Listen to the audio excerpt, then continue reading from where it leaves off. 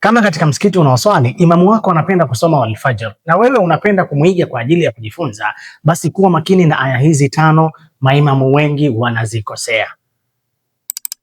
Walfajr, walfajr, walfajr, walfajr, walayalin ashir, walayalin ashir, walayalin ashr, ashr, والشفع والوتر، والشفع والوتر، والشفع والوتر، والشفع والوتر، والليل إذا يسر، والليل إذا يسر، والليل إذا يسر، والليل إذا يسر، هل في ذلك قسم لذي حجر،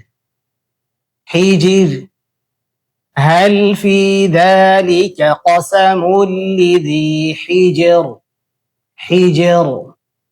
Ikiwa umependezewa na mafunzo haya, sambaza na wengine wapate kujifunza.